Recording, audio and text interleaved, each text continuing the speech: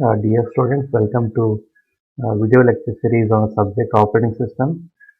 The subject code is 18CS43. Today we will begin with introduction to operating system. Let us look at the contents of the chapter. We will begin with what operating systems do, computer system organization, computer system architecture, operating system structure, operating system operations, process management, memory management, storage management, then protection and security, distributed systems, special purpose systems, computing environments. So let us see what are the objectives of this particular chapter.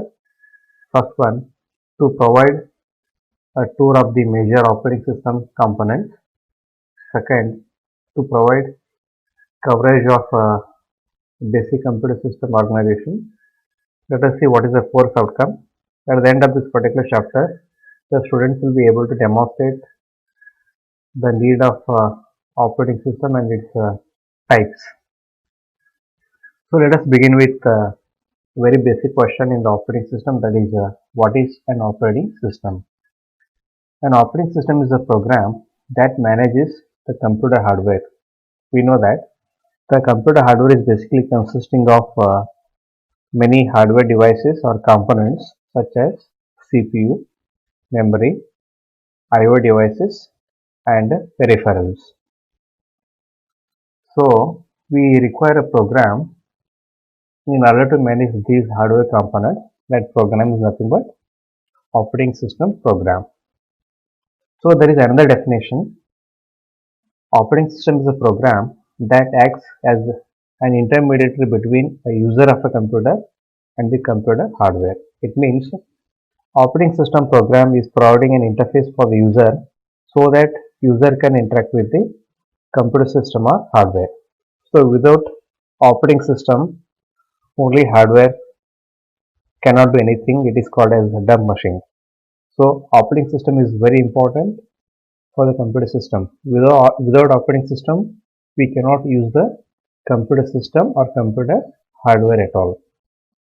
Now let us see what are the different goals of an operating system.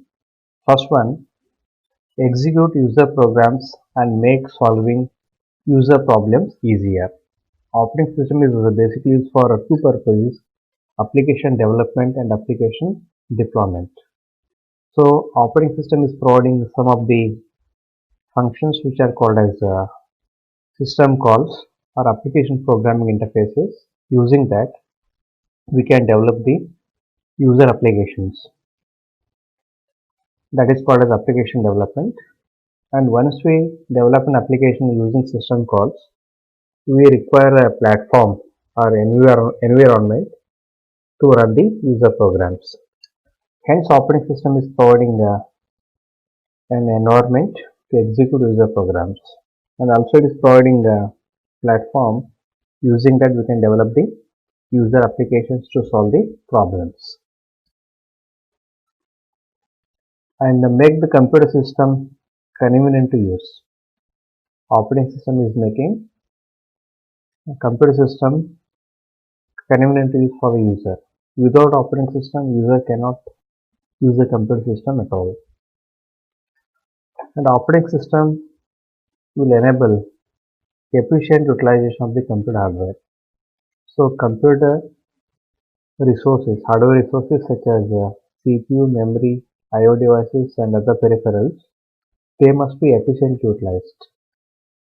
So operating system is providing efficient utilization of the computer hardware. So these are the goals of operating system. Now let us look at computer system architecture. Basically, the computer system consisting of four major components, namely hardware, operating system, application programs and users. So let us understand what is hardware. So hardware basically provides computing resources. Examples: CPU. CPU is nothing but central processing unit. It is called as brain of the computer system. And memory. So memory is basically used to store the information input output devices. So there are devices like keyboard, mouse, which are called as input devices. There are devices like printer, monitor, we call them as output devices. The second component is operating system. Operating system basically controls and coordinates use of hardware among the applications and users. The third component is application program. Application programs define the ways in which the system resources are used to solve the computing problems of the users.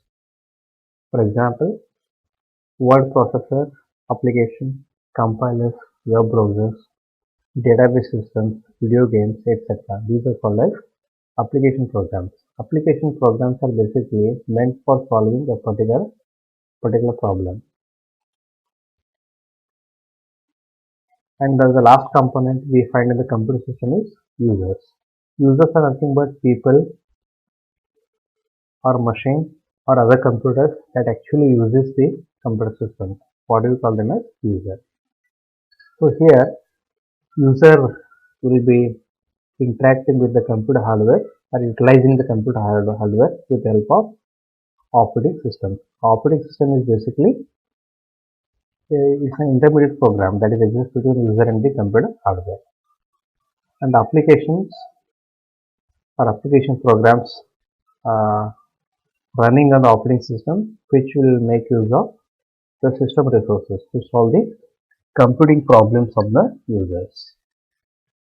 User doesn't mean that it's only people, even a user can be an automated machine or any other existing computer.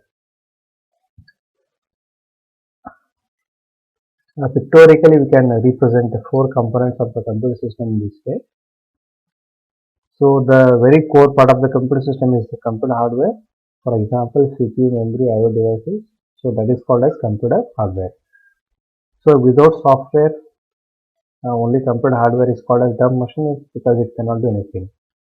So to make it operational, and if any user wants to use the computer hardware or computer system, then the operating system program is required. So operating system program actually manages this computer hardware, and in the operating system we run different programs. Basically two types of programs will be executed on the operating system, that is one is system program and the other one is application programs. So system programs are the programs which are utilized by the computer system itself. So that is why it is called a system program. And application programs are meant for solving a particular computation problem of a user. So those are called as application programs. So we can give example for system programs like compiler, assembler, text editor. So these are called as system programs. Compiler, we know that this is used to translate a high level program to machine level program or object code. So similarly, assembler is a system side program which translates assembly level program to machine level program. Even text editor can be taken as a system program which allows us to write program, prepare documents. So these are basically called as system programs. And another type of programs we run in the operating system is application program. So which are meant for providing the solution to specific problems of an user. For example, you can take a database system. We know that in the database management system application, we can actually store the information and we can retrieve the information systematically. So this is one of the examples we can quote for application programs. Other examples include a calculator program, word processing application. So these are coming under application programs. And above we can see users. So there will be many users using the computer system here with the help of system and application programs and operating systems. So there can be any number of users utilizing the computer system. So these are the four major components we can find in the computer system. They are namely computer hardware, operating system, third one system and application program, fourth one users of the system. Now let us move on to the next topic, that is what operating systems do.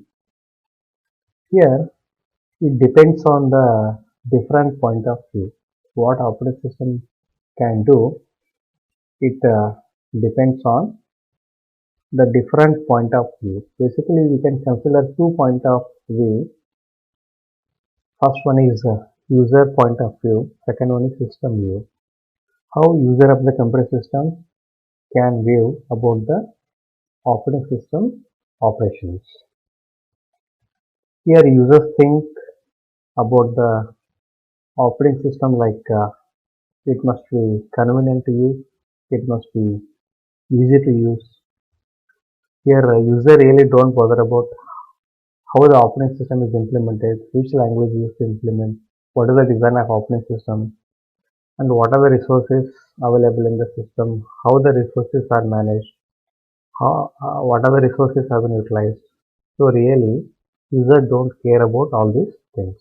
User just think that the system must be fast, it must be easy to use, and it must be convenient. But the shared computer such as mainframe or mini computer, here we need to keep all users happy. We know that in the mainframe system there will be common central processing unit, that is CPU, which is shared by many users simultaneously, and every user is provided with a terminal which are connected to the centralized computer system having the CPU through a network or a cable. And here we need to keep happy all users, because the multiple users will be using the single system simultaneously, and we have to serve the needs of all the users simultaneously.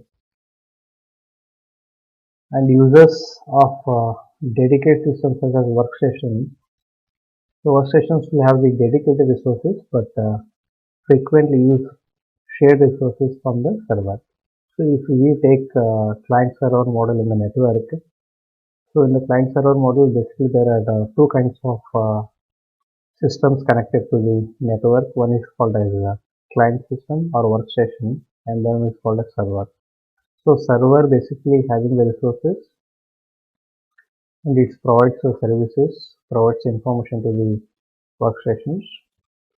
So workstations basically have some dedicated resources, but most of the time it will use the resources of the server, so that are shared among the multiple users working at different workstations.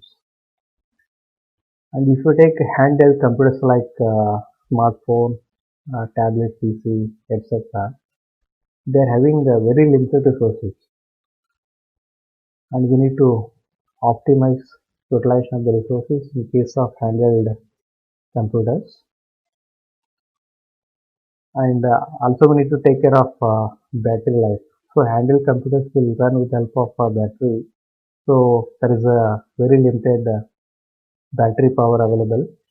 So we'll have to utilize the resources optimally so that we can minimize the power consumption. But some of the computers have no user interface, such as if you take embedded computer systems which are used in the home appliances or automobiles. So here these are basically automated computer systems. They don't require any user interaction. Hence, such systems are not providing any user interface. So those are self-driven. They operate on their own automatically. They doesn't require any interaction from the user. Hence, there is no user interface found in the embedded computers. Now let us look at system point of view. If we consider system point of view, then operating system is basically considered as resource allocator. As I already mentioned, operating system's main job is to manage the hardware resources like CPU, memory, IO devices. They must be managed by the operating system. So OS is basically acting as a resource allocator, which is going to manage all the resources of the computer system, and it decides between conflicting requests for efficient and fair use of resources. So whatever resources available in system, they must be efficiently utilized, and there may be situation multiple users are requesting for the same resource at the same time, and how it is going to be managed. So that is what the conflict of request. So multiple users are trying to use the resource at the same time, and how it is going to be managed by the operating system. So that is the point to be considered. And also, operating system is a control program. It means its job is to control execution of programs to prevent errors and improper use of computer. Operating system has to make sure that the computer hardware has been properly utilized. There should not be any misuse of the computer system, and also it will control the execution of the programs. Now let us look at operating system definition. So there is no commonly accepted definition found for operating system. As I already explained, operating system is basically acting as a hardware manager, resource allocator, and it is providing an interface for the user so that user can interact with the computer system. Without operating system, user cannot use the computer system. In other terms, there is one program running all the time on the computer system that is called as kernel. So kernel is basically core part of any operating system. It is always running in the computer system, and everything else is that is other than kernel will be a system program or application program. So system programs are basically shaped with the operating system. Now let us discuss about computer startup. What happens if we start the computer system? When we power on the computer system, so there is a program called Bootstrap program will be loaded first or booted first. So Bootstrap program is stored in read-only memory, that is ROM or EPROM. So this is generally known as firmware. A Bootstrap program which is stored into read-only memory or EPROM is known as firmware. Then what is the job of a Bootstrap program? When we start the computer system, when we power on the computer system, so this is the first program to be loaded, which is present from the read-only memory. Then what is the job of Bootstrap program? Its job is to load and execute operating system kernel program. It is basically initializing the operating system. So that is called as bootstrapping. It is also called as bootstrapping. Its main task is to locate a operating system partition within the memory and loading operating system kernel into the memory and start executing operating system kernel. Then operating system will be loaded and gradually it is executed. Once the operating system is up and running, we can run the user applications or any system programs. So that is called as computer startup. Now let us look at computer system organization. So as we can see in the diagram, a computer system may contain more than one CPUs, one or more CPUs.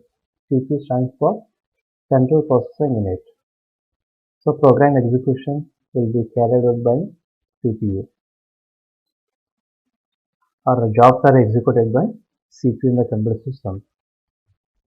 And there is something called device controller. So that is connected through some common bus, providing access to shared memory. So what is bus here? Bus is basically a connecting cable which is used to transfer data from one hardware component to another hardware component. If you look at in this particular diagram, so all these components are connected through bus. So these lines are indicating the bus. So a computer system may be containing one or more CPUs. So that is what we call that single processor CPU or multi-processor CPU. A computer system may be containing single CPU or multiple CPUs. And there is something called disk controller, so which is going to control the disk. What is disk here? So disk is basically secondary storage device. We know that the secondary storage device is like hard disk. We store the information permanently. So this controller is going to manage the secondary storage devices, what we call them as disk. So there is another component which is the most important here, that is called as memory. Here memory stands for physical memory, primary memory or main memory, so which is called as random access memory, which is temporary or volatile memory. So it is going to hold the information temporarily as long as power is on. So why this memory is required here? We know that the data and programs will be permanently stored in the disk. So here CPU cannot take the programs or program instructions from the disk and execute, because disk are very slow as compared to CPU. The data transfer of the disk is very slow as compared to the speed of CPU. So if CPU takes the program and data from the disk, then it may not be able to execute the programs at faster rate, because the amount of data transfer from the disk to the CPU will be very minimum. So that is why. So there is another type of memory is used here, that is called as primary memory or main memory, so which is residing between disk and the CPU. So before we can execute any program, we need to bring that program and related data into main memory. So main memory is very faster as compared to disk here. So CPU is going to interact with the main memory directly. It is not interacting with the disk because of what is the speed difference between these two. So memory is very important component here. So there are other components like USB controller. In today's modern system, we will find the universal serial bus controller. So through this we will have the different USB ports, and using USB controller we can have the different devices that are like input devices such as keyboard, mouse, output devices like printer we can connect. So there is another component here, that is the graphics adapter, so which is providing a port called VGA port, that is called as a video graphics array port. So through that we can transfer the video signal to the monitor. So that is the output device where we can visualize the output of results. So this is what the computer system organization. Now let us study about computer system operations. In the computer system, I/O devices and CPU can execute concurrently. So CPU will be executing program instructions. Program is made up of set of instructions or commands, and CPU is going to execute the program instruction by instruction or command by command. And while CPU is executing program instructions, simultaneously I/O devices can operate. It means input devices will be reading input, output devices will be displaying output or printing output, while CPU is executing some program or instructions. So they can operate concurrently. And each device controller is in charge of a particular device. I told there is a USB controller, disk controller. For every type of device there will be separate controller, so which will take care of the entire operations of that particular device. And each device controller has a local buffer. So buffer is, you know that it's a temporary storage. Every device controller will be maintaining a temporary storage that is called as local buffer. So For every device, we basically perform I/O operation. And before the I/O operations are carried out, the data will be residing temporarily in the local buffer. Here, CPU moves data from or to main memory to from local buffer. So the data moves from main memory to local buffers and from local buffers to main memory. For example, in case of input operation, for example, keyboard. Suppose that we want to read the input from the keyboard. So whatever the data we give from the keyboard, input we give from the keyboard, it will be stored into the local buffer. Then it is transferred to the main memory. Then from main memory it is transferred to the CPU to perform the operation. And after processing or executing certain instructions, if you want to display the result, then after processing the instruction by the CPU, the result will be present in main memory. Then that result from main memory will be transferred to the local buffer of the output device like monitor. Then it is sent to the monitor for display. So that is how the CPU moves data between main memory and the local buffers. And I/O is a form of device to local buffer of controller. Device controller informs CPU that it has finished its operation by causing an interrupt. So interrupt is basically giving notification to the CPU about the event which are happening in the system. So whenever any event occurs and its notification will be given. So that is called as interrupt. So here the device controller is going to inform CPU that it has finished its operation through an interrupt. So interrupt can be in the software form or hardware form. So it is called as software interrupt or hardware interrupt. It is giving some kind of signal to the CPU informing that it has finished the operation. Now let us see what are the common functions of interrupts. Interrupt basically transfers control to the interrupt service routine, generally through interrupt vector, which contains address of all the service routines. So whenever any interrupt occurs, then there is some routine exists in the system that is called as interrupt handling routine or interrupt service routine. So in that interrupt service routine, we will take appropriate action for the interrupt. Interrupt architecture must save the address of the interrupted instruction. Incoming interrupts are disabled while another interrupt is being processed to prevent a lost interrupt. A trap is a software generated interrupt caused either by an error or by a user request. Basically, an operating system is interrupt driven or event driven. Operating system will respond to the interrupts or events that are happening in the system. For example, operating system wants to read input from the keyboard. How operating system will come to know that the input is finished? Once the input is giving input from the keyboard is completed, we need to send an interrupt to the operating system to inform that I have finished with the input from keyboard, like that. So entirely operating system is interrupt driven. Now let us look at interrupt handling.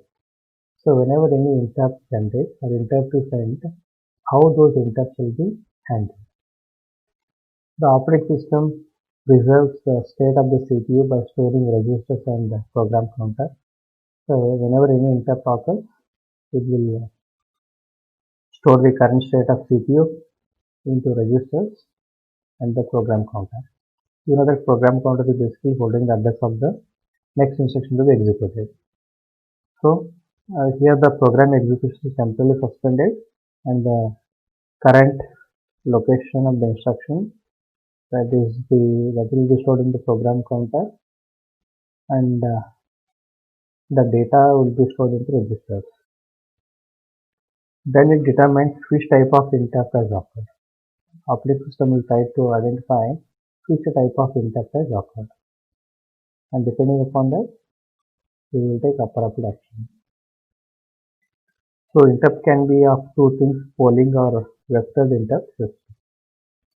So there is a separate segment of code exists. So that is called as the interrupt handling routine or interrupt handling handler. So which will determine what action should be taken for each type of interrupt. So whenever an interrupt generates, so which type of action the system has to take, it will be defined in the interrupt handling routine or interrupt handler. Now let us look at interrupt timeline. So here we got the CPU and the IO devices. Already explained CPU and IO device can execute concurrently. Here user process, this is a timeline here. So this is IO request, transfer, IO request, data transfer. So let us see, here the user process is executing and IO devices are also operating, and meanwhile there are some interrupts happening here. So user process is executing here, it will begin the execution here, and it will be continuing the execution till this point.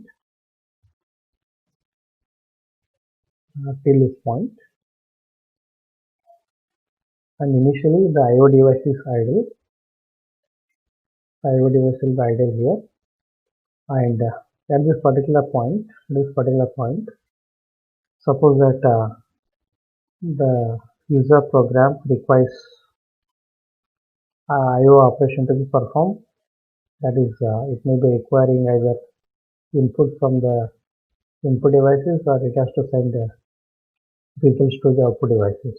So in this case, the program will make IO request, and program execution should not be continued until it issues or completes IO operation.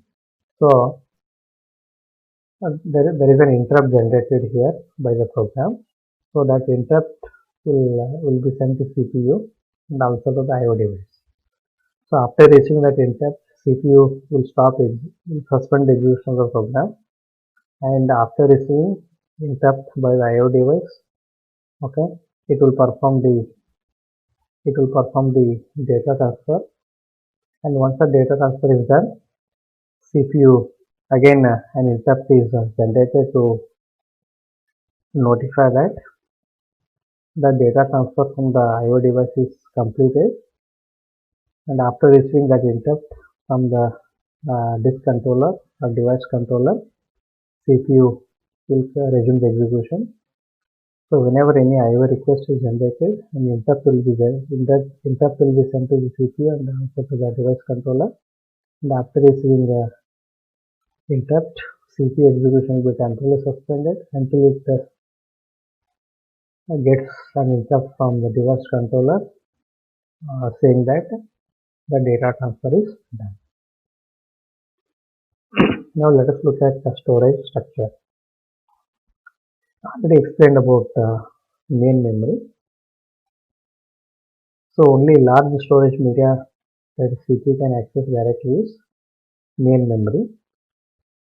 So it can access the data from main memory randomly. So it is also called as a random access memory, and it is volatile. I'll explain what is volatile memory. Volatile means it can hold the data temporarily as long as power is on. So once power goes off, the data is going to be vanished from the main memory. I'll explain the main memory sits between CPU and the secondary storage. The second type of storage or memory we use in the system is secondary storage. It is basically extension of main memory that provides large non-volatile storage capacity. The programs and data information will be permanently stored in the secondary storage devices. It is non-volatile. What is non-volatile? It means the data is going to be stored even if the power is not available. It will be stored permanently. And the capacity of secondary storage device is very huge as compared to main memory, but the speed of secondary storage device is less as compared to main memory. A CPU is going to interact with the main memory directly, not with the secondary storage that I already discussed, because secondary storage devices are very slow. Their data transfer is very less as compared to CPU. Here we cannot really keep CPU idle. As much as possible, try to keep CPU busy so that we can utilize the resources efficiently and increase the throughput of the system. What is throughput of the system? It must be possible to run more number of programs in less time. To achieve that, so faster memory is required. That is why the main memory is used between secondary storage and CPU. CPU directly interacts with the main memory, not with the secondary storage device. And the secondary storage devices can be magnetic disk. Magnetic disk basically consisting of a glass plates covered with a magnetic recording material, and the disk surface is logically divided into tracks, which is subdivided into sectors. The disk controller determines logical interaction between the device and the system. Now let us look at the storage hierarchy. The storage systems are organized in hierarchy with respect to speed, cost, and volatility. So these three parameters are very, very important. For example, if we consider main memory, that is random access memory, it is having more speed, cost is more, volatility, it is the volatile memory, it holds the information temporarily. And if you take the secondary storage device like magnetic disk, speed is less, cost is less, but it is non-volatile. So that is how we can organize the storage systems. And before that, we can discuss about one important component here, that is caching. So just now we talked about two kinds of memory, secondary memory and primary memory or main memory. So there is one more kind of memory that is called as cache memory. Here the cache memory sits between main memory and CPU. So cache memory is much faster than main memory. Already explained, program and data is permanently residing in the secondary storage. So if at all you want to execute any program, that program will be brought from secondary storage to main memory. Then some part of that program will be brought into cache memory from main memory, and the CPU is going to interact with the cache memory, where it will take the instructions and execute. What is the necessity of cache memory?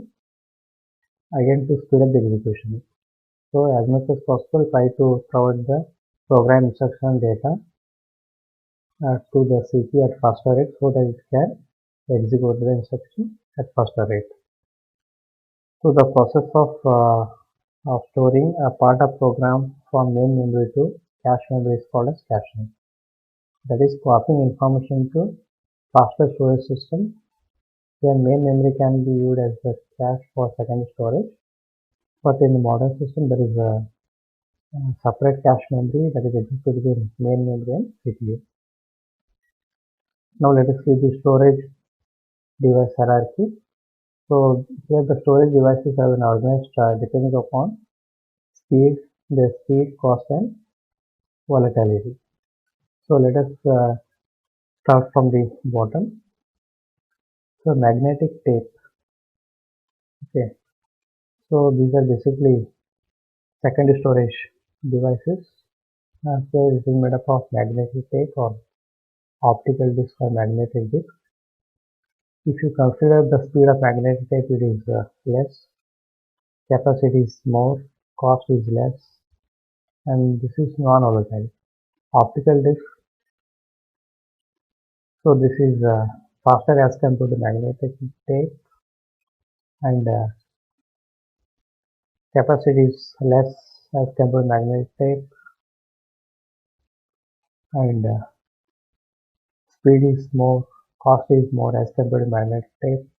So magnetic tapes are basically used to used as a backup storage.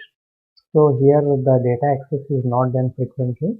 So data will be permanently residing here. So these magnetic tapes are basically used for backup purpose, or it is acting as a backup storage. Actually, in the second storage, we'll make use of optical disc and magnetic disc. Magnetic discs are much faster. They are having less capacity. Cost is more as compared to optical disc. Electronic disc is faster than magnetic disc. Less capacity, more cost. So electronic disc, magnetic disc, optical disc. So these are the technologies for second storage devices. Then comes the main memory. So electronic, magnetic, optical, magnetic. So these all are non-volatile memory where the information or data will be stored permanently. If you take the main memory is much faster than any of these devices. Cost is more, speed is high, and it is volatile. The data stored in the main memory is volatile. It is temporary. Then comes cache memory. Cache memory sits between main memory and CPU. So cache is very much faster as compared to main memory, but its capacity is less, speed is more, even cost is more. Then comes registers. So registers are basically part of CPU itself. So they are native to CPU, hence they are very fast, and data from cache will be stored into registers. Then CPU takes data from the register. So that is how we can organize the storage devices with respect to speed, cost, and volatility. So capacity of magnetic tapes can be in terms of terabytes. Size of optical disc, magnetic disc, or electronic disc can be measured in terms of gigabytes. Main memory can be in terms of megabytes. Cache memory will be in kilobytes. The registers will be measured in terms of bytes.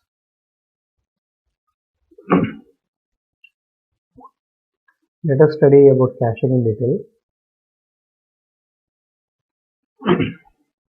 Information that already explained will be stored in the second storage device permanently. Here CPU cannot take it from the second storage because it is very slow. So that is why it has to be brought to the main memory or to the cache memory, that is called as caching. So this point is already discussed.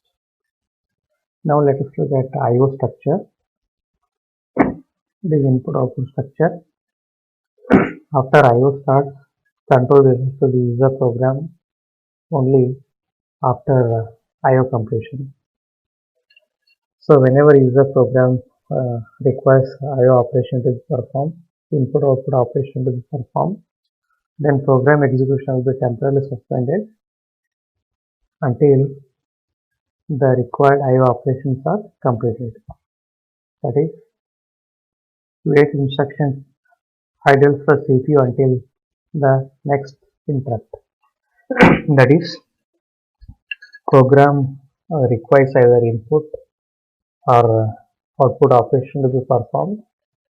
Then an interrupt will be sent to the CPU. Then CPU will suspend the execution of program until it receives an interrupt saying that I/O operations are completed. So what is wait operation here? It is basically an infinite loop where the CPU sits idle without doing any work here as long as receives an interrupt for the completion of I/O operation. At most one I/O request is outstanding at a time. No simultaneous I/O processing will be done. And after I/O starts, control returns to the user program without waiting for I/O operation. So this is another possibility. Here we'll talk about system call. It will request to the operating system to allow user to wait for IO completion, or there is a table called a device status table, which contains the entry for each IO device indicating its type, address and state. And by looking at the current state of the device, we can decide about what is the resumption of the program execution. Here the operating system will index into IO device table to determine device status and to modify the table entry to include insert. Now let us study about direct memory access structure. They are used for high-speed IO devices able to transmit information at close to memory speeds. Here CPU can access it directly, access information from the main memory directly. That is, the device controller transfer blocks of data from buffer storage directly to main memory without CPU interconnection. That is called as direct memory access. Only one interrupt is generated per block rather than one interrupt per byte. So direct memory access is shown in this particular diagram. So in this diagram we can see how actually the modern computer works here. So this is CPU. So in the modern computer we find the threads here. So today we talk about multi-threading program. We will discuss multi-threading later on. So there will be program execution by the thread, that is called as thread execution here, and CPU can be single or multiple CPU. Today's modern computer will find multi-processor system or multi-core system. There will have the multiple CPUs, and we know that before executing a program, its instructions or data will be brought into main memory from the secondary storage devices like hard disk, and so there is instruction execution cycle happening here. So that is fetch, decode, execute and store. So CPU is going to fetch data from the main memory. It is going to decode the instruction and it is going to execute the instruction using the program data. And after executing instruction, whatever result we get here, it will be stored back into the main memory. So that is called as instruction execution cycle. So CPU performs instruction execution cycle to complete the execution. And the data movement happening between CPU and the main memory. For the instruction execution, it takes data from the main memory, and after executing an instruction, whatever the result generated, it will be stored back into the main memory. Hence, the data movement is happening between CPU and main memory frequently. So there are some devices, so say it is M, and during execution of the program, so the program may be required to perform input-output operation. So for that, CPU generates IO request. So whenever program wants to perform input-output operation, its execution will be definitely first pointed by the CPU, and an interrupt for IO request will be sent to the device controller. If the device is available, if it is not busy, then IO operations are performed with the devices and data will be transferred between CPU and the IO devices. In case of input device, data will be transferred from CPU to the from device to the CPU. In case of output devices, the data gets transferred from CPU to the output devices. And once the IO operations are completed with the devices, an interrupt will be sent to CPU, and after receiving an interrupt from the device controller, CPU will come to know that the device operations are completed, IO request has been served, then it will resume with the execution. So instead of using CPU as the intermediate for the data movement, what we can do is we can move the data directly to the memory from device. So that is called as direct memory access. In short, we call it as DMA. Thank you.